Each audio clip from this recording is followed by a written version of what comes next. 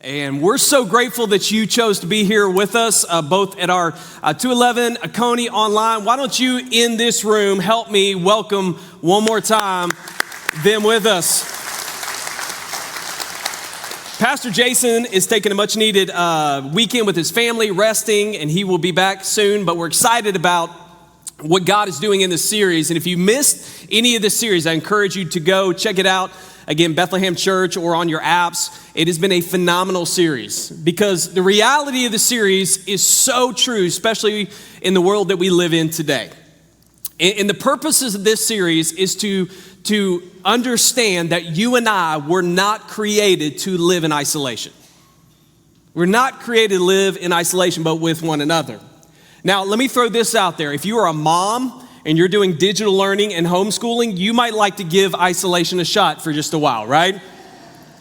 Some of you are like, I'd like to try a little time away from my kids, but eventually you would miss them.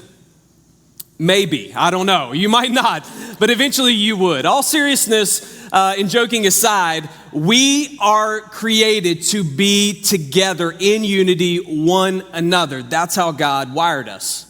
In fact, it goes all the way back to creation. When Adam was searching for a companion, and God, in his infinite mercy and grace, extended woman to man, created woman. In fact, I love the word, the Hebrew word of what Adam uses to explain. In fact, you see it in Genesis chapter 2. When Adam sees woman, he says, and the translation is, at last. At last. Now that the Hebrew meaning for that is, Lord, that's what I'm talking about right there, okay? That's what the Hebrew means with at last. But the truth is that God created us for both companionship and relationship. That's why he created us. We were meant to be in community together, doing life together. But isn't this true? We can be in a room full of people and still feel alone. Like we can be in our homes and there could be people in there, but we still feel alone. In fact, I remember when I went to high school, first day of high school. It was not only a brand new school, it was actually a brand new state. We had moved between my 8th grade year and my freshman year of high school. Started a brand new school in a brand new state, and I still remember the feeling that I felt during lunchtime when I was getting my food and I put it all on the tray and I paid for it, and I turned around and I looked at a room full of people. And I saw all these people, and here's what I was thinking: where do I belong? You see, I wasn't alone, but I felt alone. And anxiety and fear began to rise up. Some of you know that feeling, right? And really what I wanted in that moment was someone to extend to me an invitation, for someone to say, hey, you belong here. You are with us. You can sit here among us. And we can be around people and still feel alone, but God created us to be together with one another. At our core, that is the longing for all of us. And Jesus shows us this in the New Testament. In fact, he lives this out. He preaches and teaches this to us. Pastor Jason in this series shared with us a passage that if you've grown up in church is a very familiar passage. In fact, if you haven't grown up in church, you may have even heard it as well. And the religious leaders, let me set a little context. The religious leaders at the time, the scholars and the Pharisees, the Sadducees, they would sit around and they would ask questions to one another. They were the intellects. They were the smart ones. The best of the best, okay? The gifted class, if you would. And they would ask questions and have little debates. In fact, one of the questions that they would often ask was this question: what is the greatest commandment? They would ask each other that question just for fun. Now, they didn't mean just 10 commandments. They meant all 613. What was the greatest commandment? So when Jesus came along, the rabbi, the Messiah, the teacher, they thought they would have a little fun. So they asked Jesus, what is the greatest commandment? And here's what he says. He says this: the most important is, hear, O Israel, the Lord our God, the Lord is one. And you shall love the Lord your God with all your heart, with all your soul, with all your mind, and with all your strength. And then Jesus has this ADD moment right here, okay? And he said, the second is this, you shall love your neighbor as yourself. There is no other commandment greater than these. He later says to his disciples, before his crucifixion in the book of John, he says this. He says, so now I'm giving you a new commandment. That word commandment is like standard, a new standard. Love each other. How about that? How about that for our world today? Love each other. How revolutionary that would be.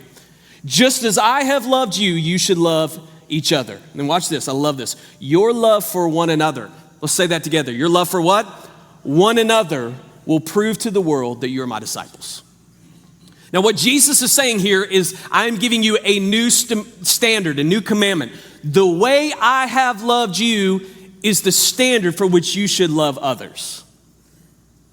Now, he doesn't say, hey, you should love others if they fit your belief system or your criteria or your political party. He is commanding one another to love as he loved us. That is the standard. Now, I want us to get our heads around this because this is so important. When Jesus could have chosen this right here, division, and you see it everywhere, right? When Jesus could have chosen division, and he had every right to do so because of our sin and our choices, here's what he chose: relationship. He chose relationship. And I would contend that if 2020 had a word of the year, it wouldn't be COVID or Corona. It wouldn't be Trump or Biden. It wouldn't be race or police. It wouldn't be mask or no mask. It would be this word right here: division. Division. You see, that's what we are seeing over and over and over. That's the narrative, the underlying narrative that's going on in our country. Division. I want you to write this down because this is what Jesus is displaying for us. It's in your app. When Jesus could have chosen distance and division, instead, he chose proximity and presence. He chose proximity and presence. This is called the law of Christ. This is it. Jesus chose. He could have chose division. He could have chosen distance, but he came to earth. He came to earth to die for us. And he loved us in such a way that we are commanded to love one another. That is the law of Christ. Now, I love the Bible because the Bible is so incredibly practical. You see it over and over. In fact, one of my favorite authors in the Bible, the Apostle Paul, gets incredibly practical with this idea. He carries it on. He gives us a picture, a visual of what it looks like in the book of Galatians. So if you got your Bibles, Galatians chapter 6, starting with verse 2. Galatians chapter 6, starting with verse 2. You can turn there in your apps, or maybe you use one of those Bible apps. That's cool too. But here's what Apostle Paul says. Carry each other's burdens. Carry each other's burdens. In this way, watch this, you will fulfill the law of Christ.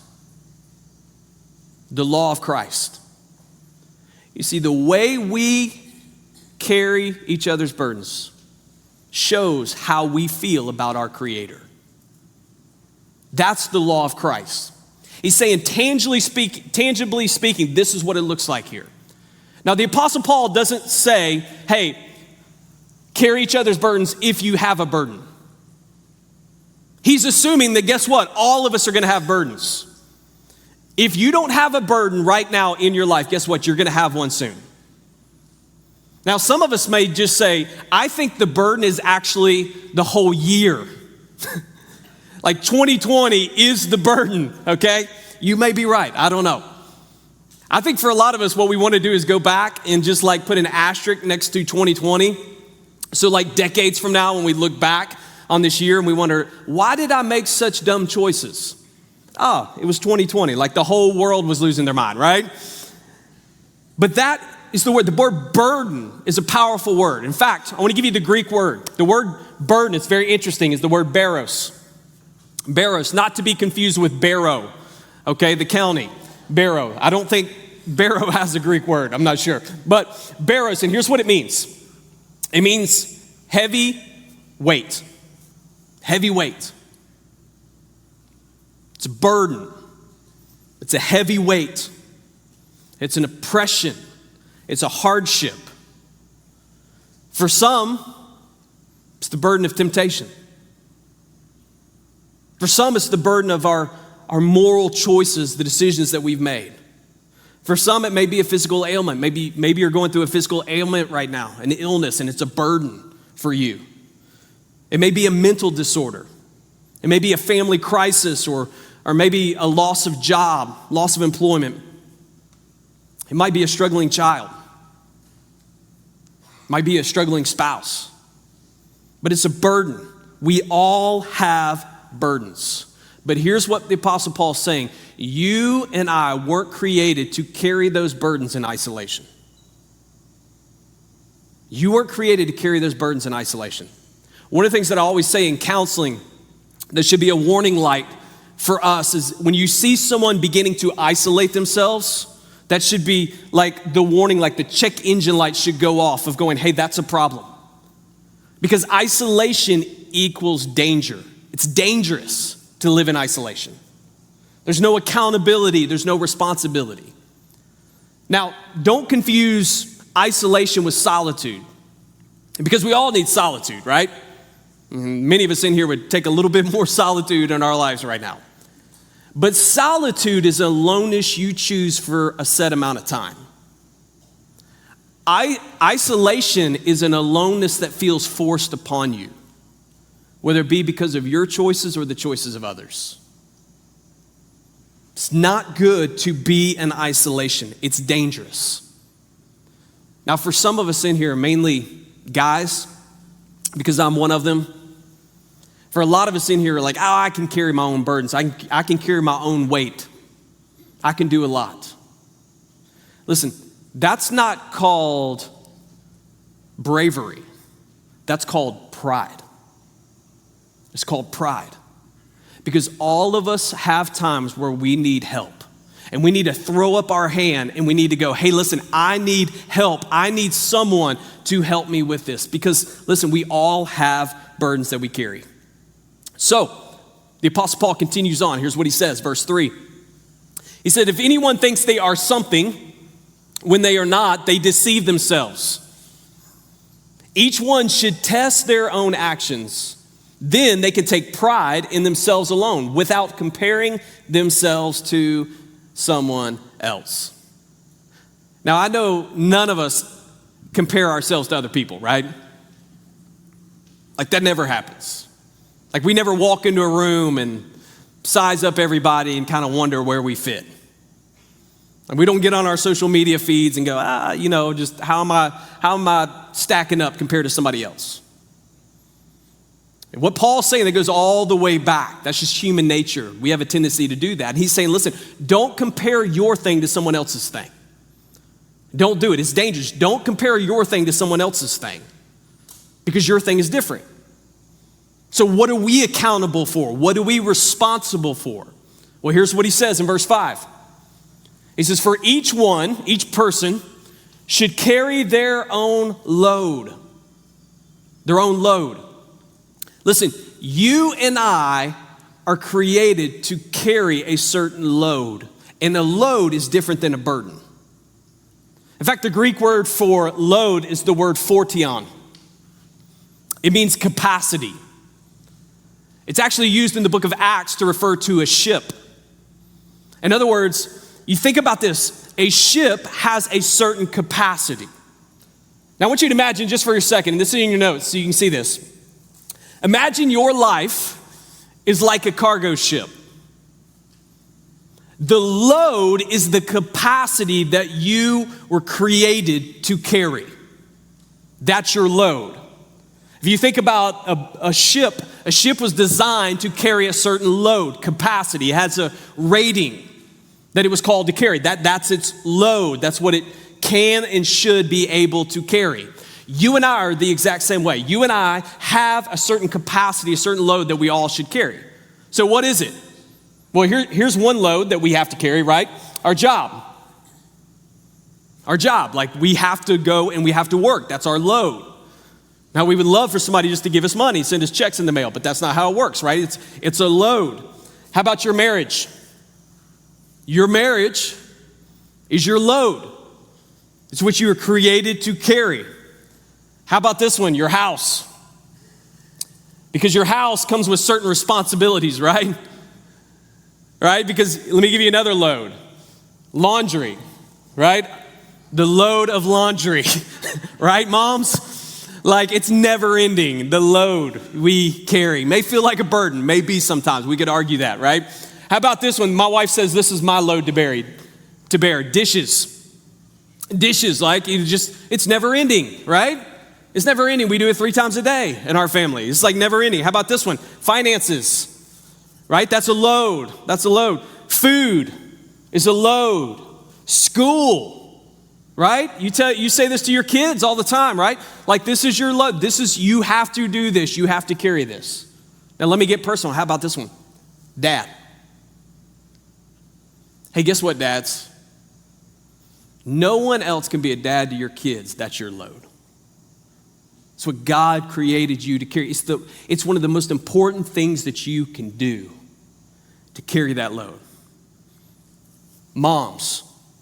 No one else can be a mother to your kids. That is your load. That is your responsibility. And so what you see here is you see a boat that has the capacity to carry these things. And yours may be different. You can write yours down. But if I could follow a rabbit trail for just a second, I think part of what's wrong with our country, not all, but I think what's wrong with our country is that people are saying, I need someone to carry my burden, when actually it's not a burden, it's their load. Now, for certain, we have burdens that we have come aware of that people are carrying. But for a lot of people, listen, they're saying, I need someone to carry my burden. You're like, no. That's actually your load. That's what you should be carrying. But we don't have time for that conversation, do we? That's for another time. So this is called life. That's what it's called. Let me ask you a question. How many of you ever played, it's our favorite game around our house. How many of you ever played the game of life, the board game Life? Anybody ever played it? Just raise your hand. 211, a Coney, you played the game of life. Many of us have played that. Really, the game of life, if you think about it, is the game of what? Loads and burdens, isn't it? It's a game of loads and burdens.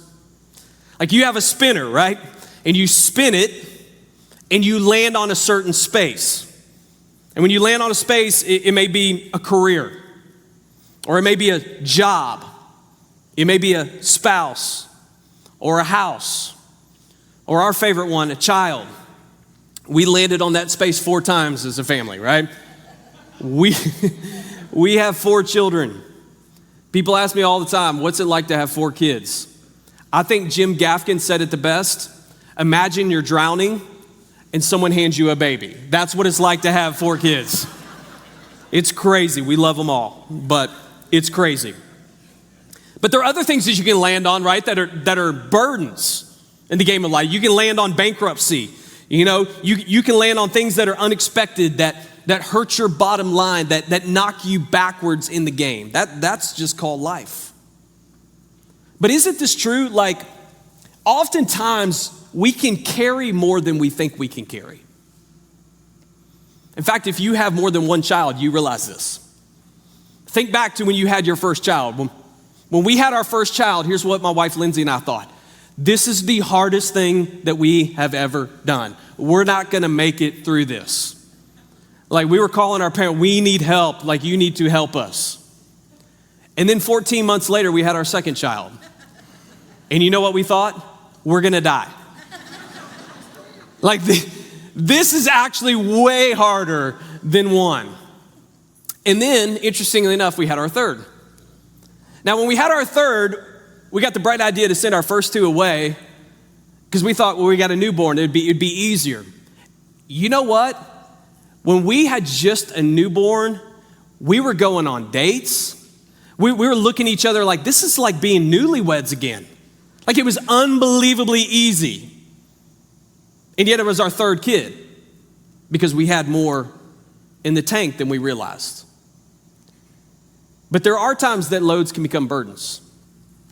When we had our fourth, Beckham, he was born with medical complications. We didn't know it at the time when he was born. And he was rushed to the hospital, and he had surgery at 3 weeks of age. And there was fear, there was anxiety, there was fatigue. And by the way, we still had 3 other kids that needed mom and dad. You see, that was a burden. And in that moment, the Lord taught us about this right here. Because there are times that our loads can become burdens. And in that moment, here's what we had to realize. The pastor. I had to humble myself and realize that the pastor who is used to pastoring others had to show humility and let the people of God pastor him. Because we all need one another. It's the way God created us, in unity, together. And so this is our load, but I think we all know what burdens feel like. Burdens may be an illness, right? It could be a death, and it becomes a burden. It could be a loss of job. It could be financial situations. You see, there are moments, if you look at your life, it's like you feel weighed down. And a lot of you looking at this go, Dave, that's my life. Like that's exactly where we are living our lives right now. And there are things, isn't this true, mom and dad? You know this for your kids. There are things that if not taken care of properly, if not carried properly, can become burdens in our lives. Like there are decisions that we make because we didn't make them in God's order, they became burdens. Burdens that we had to carry. Burdens that we need others to help us carry. We know this. That's why moms and dads, that's why you want so much for your kids, because you know the decisions that they are making now can become the burdens later on in their lives. Because we all have experienced that. When we get to a place like this, you know what we need? We need one another. We need someone to go, hey, I can't carry this. This is more than the ship was created that has capacity to carry. It's overloaded. And you need somebody to come along and to help. Now, in order to carry somebody's burdens, think about this. You've got to be in close proximity with them. You got to come alongside them. You got to put yourselves almost in their shoes to help carry the burden, to carry the weight. Now, I want you to remember something we said at the beginning. If we said 2020 had a word of the year, it'd be what? Division. You know what division says? Division says the opposite of what God says. Division says you're on your own. You're on your own. Division, by its very nature, is opposed to proximity and presence. You see, here's what division says. Division says because you don't think like me, you don't look like me, you don't believe like me, then you can have no relationship with me. That's what division is. And yet, that is the opposite of what God has called us to live out in the commandment of Christ, the law of Christ, to come alongside one another and to bear one another's burdens. Man, we see a lot of that in our country right now, don't we? I wish we could just throw up a flag as the people of God and go, hey, stop the division and start loving people. Start reaching out and extending an invitation for a relationship instead of division. It's not what God has called his disciples to do. Because a disciple is someone who puts into practice. The very definition of a disciple is someone who puts into practice what they have learned. If you don't put it into practice, you are not a disciple, by definition. And God is saying, listen, if we could get this, if you could do what I do, if you could extend the invitation that I extended, if you could love one another the way that I loved you, it would change the world. That is what the people of God are called to do. That is the law of Christ. But let me throw caution to the conversation real quick. There are two things that can sink our lives. Because if you think about it, ships were created to float, but they can also what? Sink. Your life can sink. Some of you feel like you're drowning now. Let me give you, just really practically speaking, 2 things that can sink our lives. Here it is. Become overloaded. Become overloaded. Even in a pandemic, listen, we can overload our lives with things that we think we have to have. There are things that we have thrown onto our lives that we're like, I've got to have that have become burdens. There's some things that we said yes to that have become burdens in our lives. And when we live with burden, we live with fear and anxiety. In fact, I would say this, if the waters are crashing over the whole of your life, you probably should be scared because you could sink. You have to get some of that weight off. You have to offload some of those things. So let me give you a practical question. Just be incredibly practical with this. What in your life are you carrying that you need to unload? What are you carrying that you need to unload? You see, everything that you buy costs you actually 2 things. When you buy something, it costs you 2 things. You know what it costs you? Money and time. Money and time. If you businessmen and women, you know what this is, an ROI is a what? A return on investment. And before you say yes to something, before you add it to your life, add it as a load, listen, here's what you need to ask yourself. I might have the money, but do I have the time? Because we're adding a lot of things to our lives. We're saying yes to a lot of things, thinking that it's going to fulfill us, when all of a sudden it just becomes a burden. When you can't make the bills and you can't pay for it, it becomes a burden. And it will sink your life. Here's the second one. This is a big one. I want us to get this. Another thing can sink our lives is the conditions change. You see, when you realize that conditions can change in your life, it makes sense that what you can carry in one season isn't what you can carry in another season.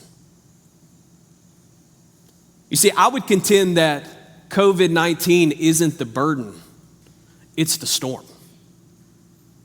It's the thing that is affecting everything else. And I've heard this said as well, if with COVID, it's almost like we're all in the same storm, but we're not all in the same boat. Everybody has a different capacity. You have a different rating. You're carrying different things, and that's why you feel it and experience it in different ways. So what is it that we can offload from our lives so that we can make sure that we don't sink? Because the call for us is to bear one another's burdens.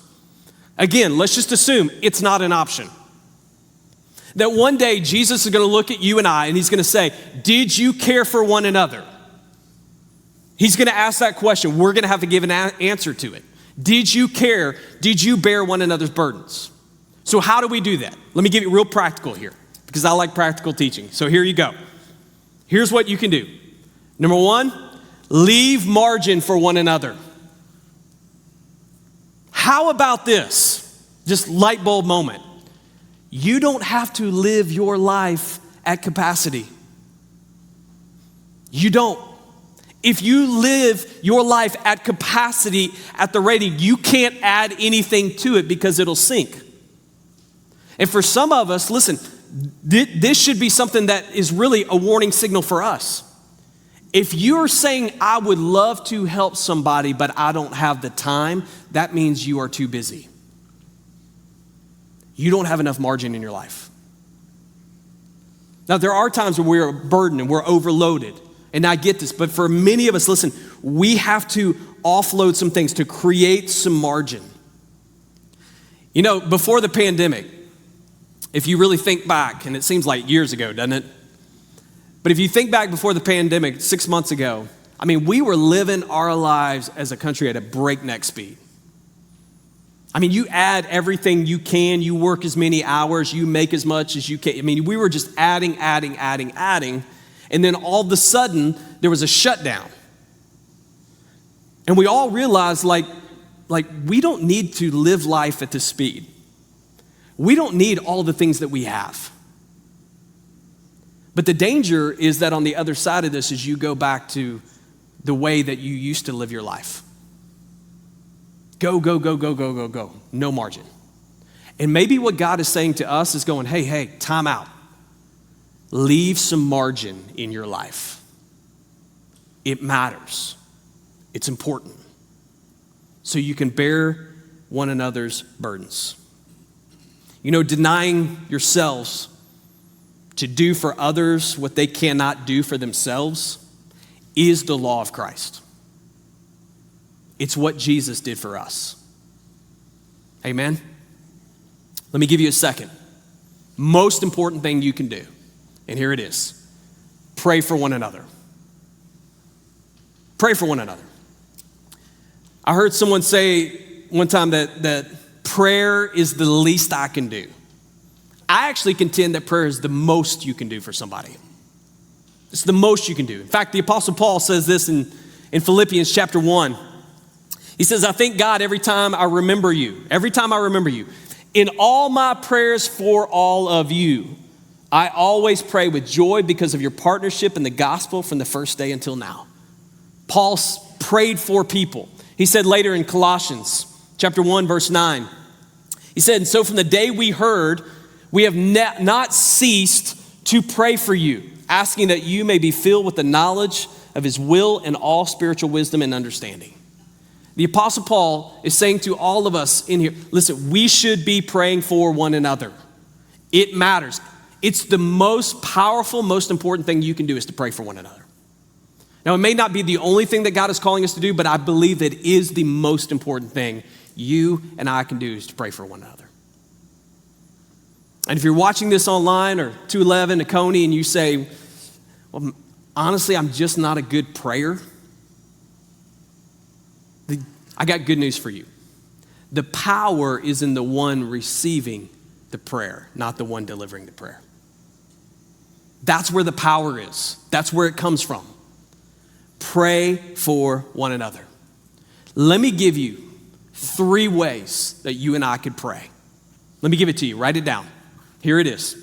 Pray with purpose. Pray with purpose. Pray specific prayers. In the book of Psalms, it says that God delights in every detail of our lives. So practically, when Lindsay and I were praying for Beckham, we would send out very specific prayer requests. We would say things like, pray that he would get his feeding tube out. Pray that he would sleep peacefully. Pray that he would recover from his surgery. Pray detailed prayers. Don't just pray general prayers. Pray detailed prayers. Write them down. Pray them. Pray with purpose. Number 2, it's a big one. Pray with passion. It matters who prays. It matters who prays. Moms, no one could pray for your kids like you can because it's personal. You pray with a different intensity. You pray with a different weight than anybody else. And when you pray, pray with passion. Jesus prayed with passion. If you remember, there were many occasions where he wept. There were many occasions where he grieved because of the weight of bearing the burden of sin for one another. He prayed with passion. It matters that you and I pray with passion. Here's the third one. And this is the big one. Pray with a plan. Pray with a plan. I find it interesting that if you think about this, we have a plan for a lot of things in our lives. Like we got a plan for our money. We got a plan for our retirement. We have a plan for our kids. We got a plan for our businesses. We got a plan for our teams that we lead. We've got all kinds of plans. But when it comes to the most powerful, most important thing we can do, we don't have a plan for it. Like, that's a problem. Like we should have a plan. I love what D.A. Carson says. Here's what he said. How about this quote? All of us would be wiser if we would resolve never to put people down except on our prayer list. What a great quote. Could you imagine, again, enemies, people who don't think and believe like we do, Instead of putting them down, instead of tweeting something out, what if we put them on our prayer list and prayed for them? That's what the law of Christ looks like. That's what it looks like to be a disciple of Christ. That is what it looks like to come together as one another. So let me give you this real quick. I was introduced to something years ago that changed my life and how I pray. And I just wanted to share it with you. We don't have time to unpack all of it, but I think it's important for you just to jot these things down, and we're going to do something as a church, collectively. Now, I was introduced to the concentric circles of prayer. And every single day, there is a different specific prayer that I pray for. Doesn't mean it's the only prayers that I pray, but it's specific direction, specific plan. On day one, I pray for myself. Now you go, that's selfish for you to pray for yourself. But here's what I know. Here's what you know. You can't be in healthy relationships if you are not a healthy person. And the one thing you have a right to be selfish about is your relationship with Jesus. So day one, self. Day two, here it is, family. Pray specifically for my kids. Pray for them by name. Pray for my wife. Pray for my family. Day three, pray for your relatives. Pray for my mom. Pray for your dad. Pray for your uncle. Pray for your family. Pray for them by name. Pray specific prayers over them. Pray for passion. Some of you are praying that one of your nephews or your nieces comes to know Jesus. Pray specifically. Day four, pray for friends. Pray for your close friends. Pray for them by name. Day five, pray for your neighbors, your associates. Pray for those people around you. Maybe even, I don't know, get to know them. Ask them the question, how can I pray for you? Day six, pray for your acquaintances. People that are in and out of your life. Like those are the people we never think to pray for because we always tend to go here. But what if you got specific with a plan and you prayed for those people? And then this is a big one. Number 7, pray for person X. Like who's person X? Person X is that person you run into at Costco or Sam's or Publix that you hadn't seen in a long time, or maybe it's a cashier and somebody checking you out and you ask how they're doing and they say, well, actually, I'm not doing real well. Or you run into that person that you haven't seen in a long time and you think, I don't know if that was by accident. I think God put that person in my path. And what would it look like if you prayed for them? I think eternity would only tell the stories of people that reside right here that we choose to pray specifically for. What God does in their lives. You may never see it, but it matters that you pray. So let me get personal as we wrap up. For many of you, this is where you are. Like I can see it on the faces of the people in this room, like, I feel burdened.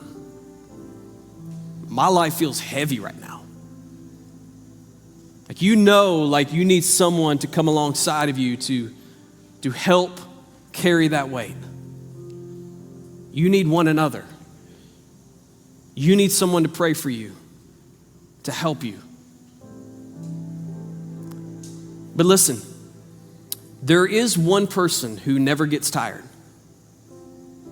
He never grows weary. He never gets overburdened. And that's Jesus. Because Jesus bore the weight of humanity on the cross.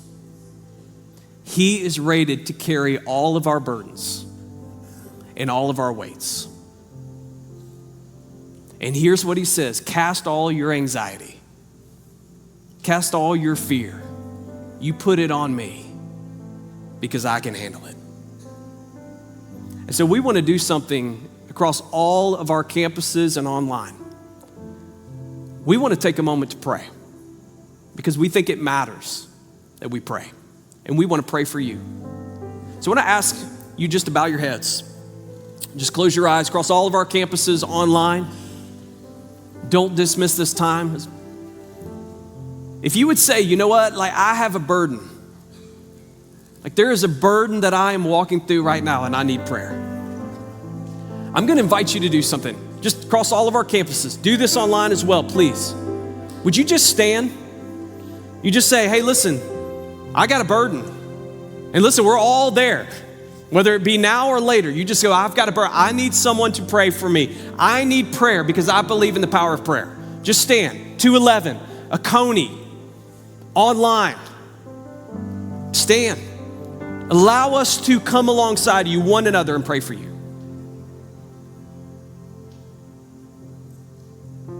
Now, this is what we're going to do. If there's someone around you who's standing, I just want you to extend a hand just towards them. You don't need to touch them, okay? Social distance. But just extend a hand and I want you don't know specific, but I just want you to pray for them. And if you're standing online, I'm going to pray for you right now. 211, a Coney, let's do the same. Just extend a hand. Let's take a moment right now and we're going to pray.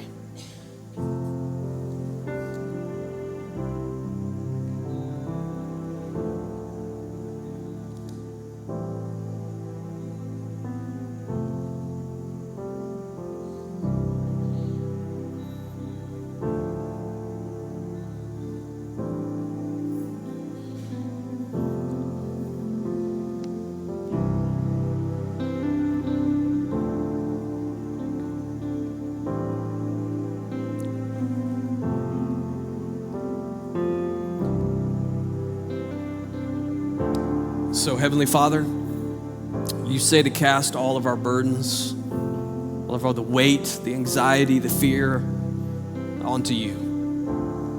And God, we do that now. And God, I pray for all those who are standing, all those who didn't stand, but they're walking through difficult times. Their life feels overloaded. They feel like they're going to sink. Lord, would you right now, would you put people in their lives to help remove those burdens?